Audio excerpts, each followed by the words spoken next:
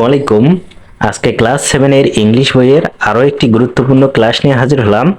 আজকে তোমাদের ইংলিশ বইয়ের unit 13 be the best of whatever you are এর চতুর্থ পার্টের ক্লাস নেওয়া হবে। অর্থাৎ আজকে এই চ্যাপ্টারটি তোমাদের শেষ করে দেওয়া হবে। এর আগেও কিন্তু আমি এই ইউনিট বা এই চ্যাপ্টার থেকে 3টি ক্লাস দিয়েছি, যেখানে 13.7 পর্যন্ত খুব সুন্দরভাবে অর্থ সহকারে আমি কিন্তু তোমাদেরকে বুঝিয়ে দিয়েছি। তোমরা যারা ক্লাসগুলো করোনি তার ডেসক্রিপশন বক্সে লিংক দেওয়া রয়েছে, সেখান থেকে তোমরা করে নিতে পারো। তো আজকের ক্লাস আমরা শুরু করি। তার আগে বলে রাখি, তোমরা যারা এখনো চ্যানেলটি সাবস্ক্রাইব করোনি তারা খুব শীঘ্রই সাবস্ক্রাইব করে নাও, কারণ তোমাদের পুরো ইংলিশ বইটি আমার এই চ্যানেল থেকে কভার হয়ে যাবে। তো আমরা 13.8 এবং 13.9 আজকে শেষ করে দেব। আজকে পুরো ইউনিটটি শেষ হয়ে যাবে। তো আমরা 13.8 এ প্রথমে দেখব কি বলা হয়েছে।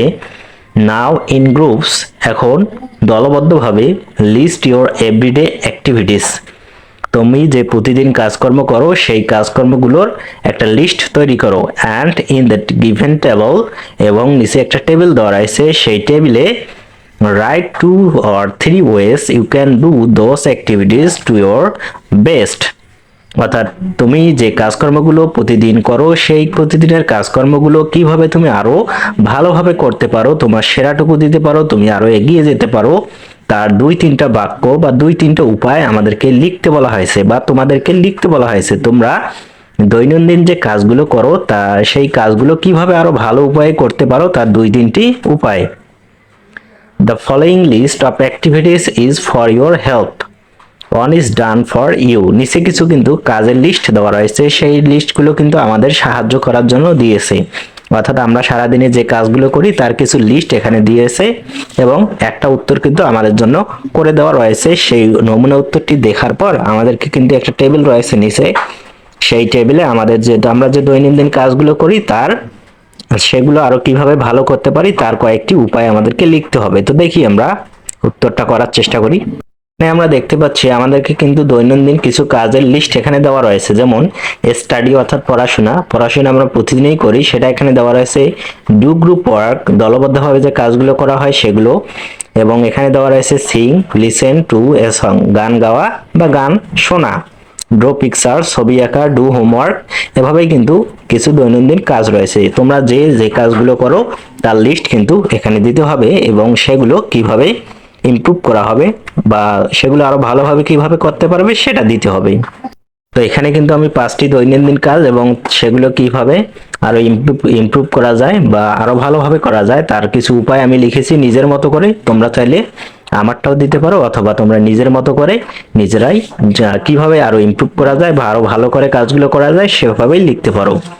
তো দেখি, my daily activities, the way I can be the best of me, কিভাবে আমি যে উপায়গুলো ব্যবহার করে আমি আরো ভালো হতে পারি সেটাই কিন্তু এখানে দেওয়া রয়েছে। একটা কিন্তু আমাদের জন্য করে দেওয়া রয়েছে, অর্থাৎ আমরা পরবর্তীগুলো কিভাবে করব সেটা কিন্তু এই নমুনা যেটা দেওয়া রয়েছে সেই অনুযায়ী আমাদেরকে কিন্তু করতে হবে। প্রথমে স্টাডি রয়েছে, স্টাডি মানে পড়াশোনা করা, কিভাবে আমরা পড়াশোনাতে আরো হেল্প করতে বা আরো ভালো করতে পারি সেটা কিন্তু এখানে দেওয়া রয়েছে। I will be more attentive to my class, আমি আরো আমার ক্লাসে বা শ্রেণীকক্ষে আরো মনোযোগী হব, সেটা কিন্তু একটা উপায় দেওয়া রয়েছে আরো ভালো হওয়ার পড়াশোনাতে। এবং 2 নম্বরে আরেকটি দেওয়া রয়েছে, I will take notes in the class, আমি ক্লাসের নোটগুলো লিখে রাখবো। এটা কিন্তু দুটা কাজ আমাদেরকে স্টাডিতে বা পড়াশোনাতে ভালো করার দুটো উপায় কিন্তু এখানে বলে দেওয়া হয়েছে, কিন্তু বাকি কাজগুলো কিন্তু আমাদের নিজেদের করতে হবে। তো 2 নম্বর যেটা আমি দিয়েছি, সে মাই প্রেয়ার্স, অর্থাৎ প্রার্থনা করা অর্থাৎ প্রতিদিনের কর্মকাণ্ডের মধ্যে কিন্তু প্রার্থনা করা একটি গুরুত্বপূর্ণ কাজ। আমরা কিন্তু অনেকেই করি, যারা করি না তাদেরকে অবশ্যই প্রার্থনা বা যে ধর্মাবলম্বীর হও না কেন সেই কাজগুলো কিন্তু করতে হবে। তো সেটাতে ভালো করার জন্য আমরা যে কাজটি করতে পারি, I will be more interested in religion, আমি ধর্মের প্রতি আরো আগ্রহী হতে পারি। I will be more interested in religion, ধর্মের ব্যাপারে আমি আগ্রহী হব আরো আগ্রহী হব, অর্থাৎ আমাদের ধর্মের ব্যাপারে আরো আগ্রহী হতে হবে। এটা একটা উপায় যে সেমাই অর্থাৎ প্রার্থনা করার এই কাজটা আরো ভালোভাবে করার জন্য।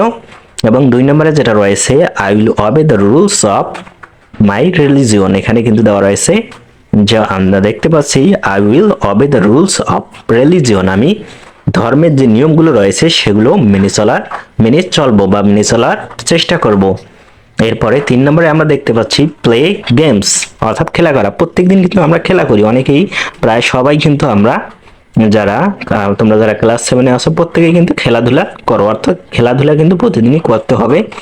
এটা একটা নিত্যদিনের কিন্তু গুরুত্বপূর্ণ একটা কাজের মধ্যেই পড়ে।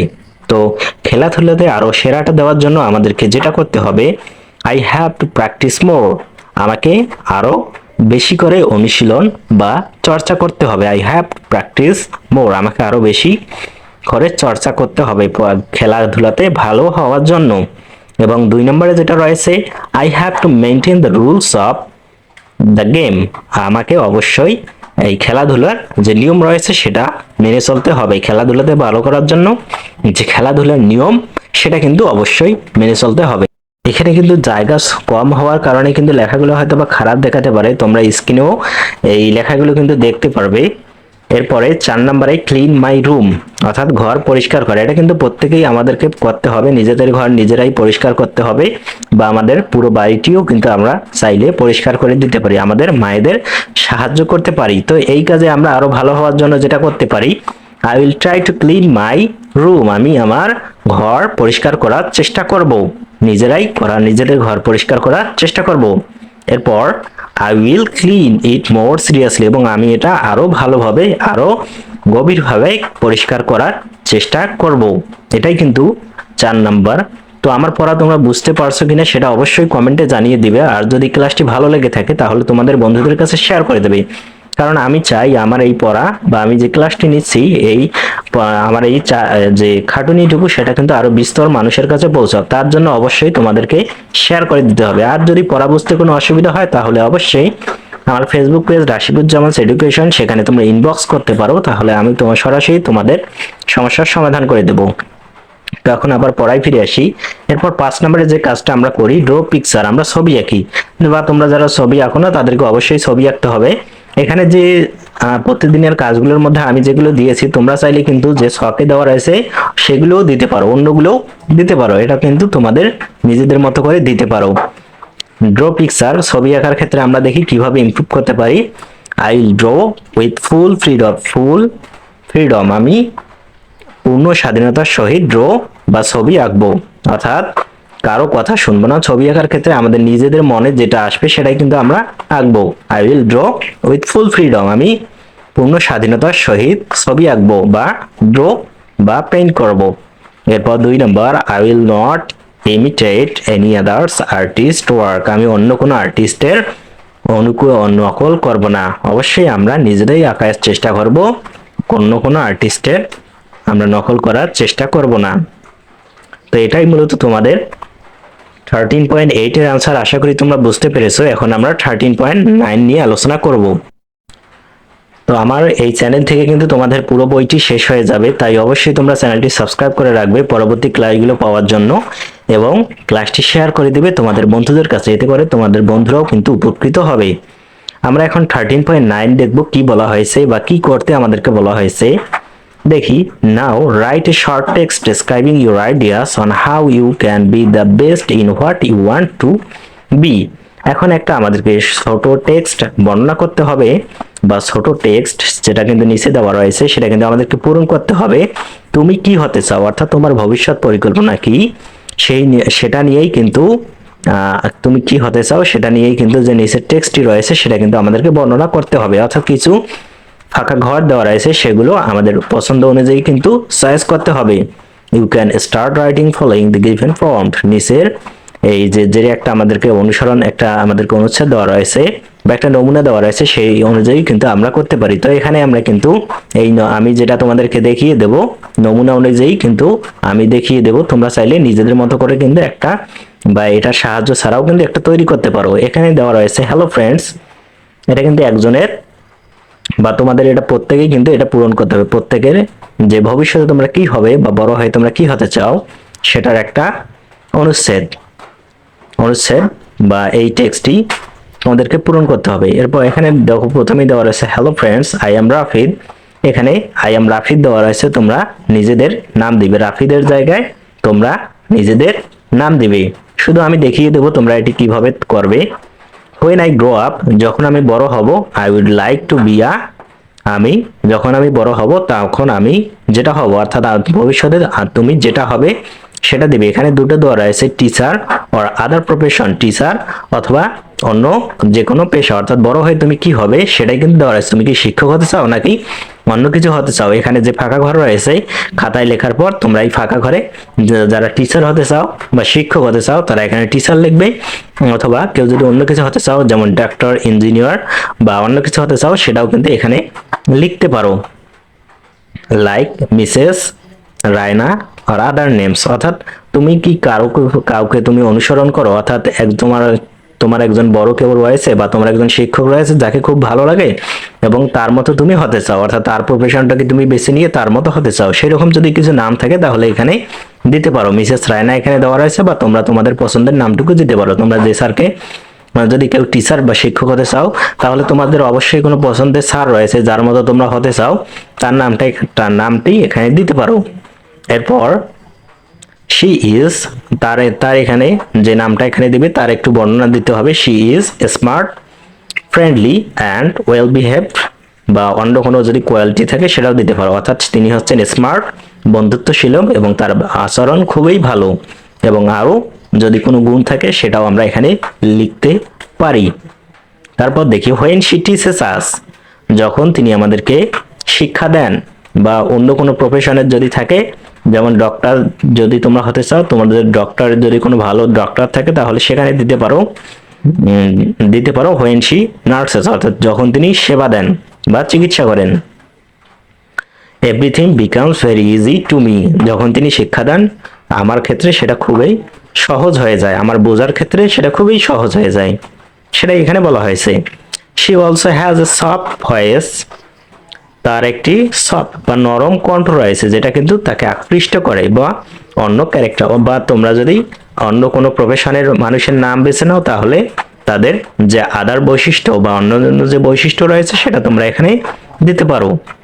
শি অলওয়েজ, এখানে রয়েছে appreciates all our good works, তিনি সবসময় আমাদের যে ভালো কাজগুলোকে প্রশংসা করেন।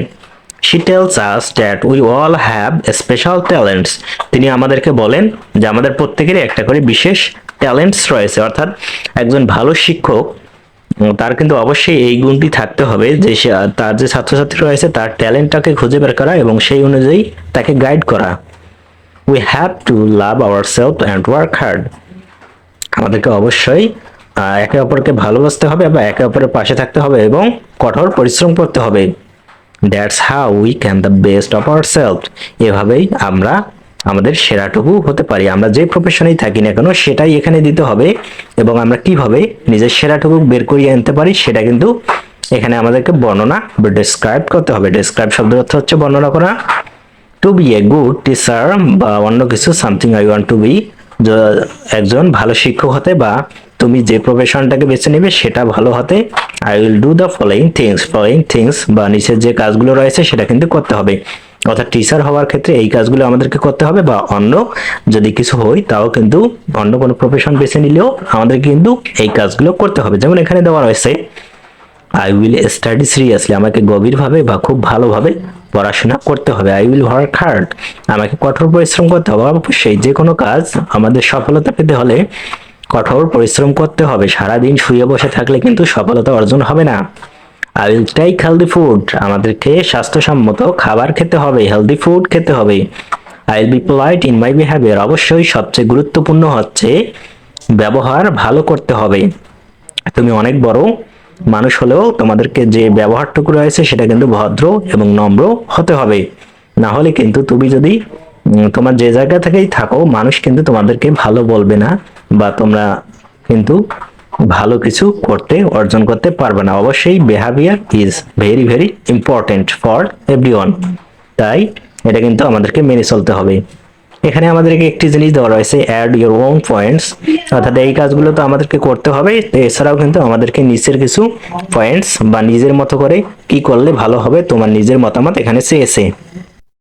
তো এখানে আমি একটা জিনিস দিয়েছি, I will prepare my lessons before taking the class, আমি আমার পড়া প্রস্তুত, এখানে যেহেতু আমি টিচার হওয়ার ক্ষেত্রে টিচার এটাকেই কিন্তু প্রাধান্য দিয়েছি, যার কারণে আমি ভালো টিচার হতে হলে কি করতে হবে সেটাই কিন্তু দিয়েছি। I will প্রিপার my লিসন্স before taking the class. Class নেওয়ার আগে আমি আমার যে পার্ট রয়েছে সেটা প্রস্তুত করব, অর্থাৎ যে ক্লাসটুকু নেব, যে বিষয়ের ক্লাসটুকু নেব সেটা অবশ্যই আমাকে বাড়িতে চর্চা করতে হবে এবং স্টুডেন্টসদের ভালোভাবে বোঝানোর জন্য সেই টপিকটুকু ভালো করে পর্যালোচনা করে সেটার পার্ট তৈরি করতে হবে, সেটাই কিন্তু এখানে বলা হয়েছে।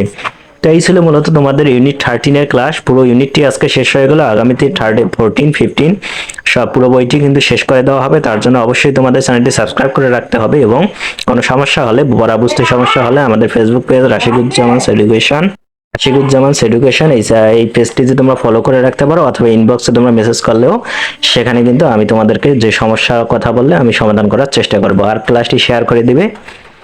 আজকের ক্লাসটি করার জন্য অসংখ্য ধন্যবাদ।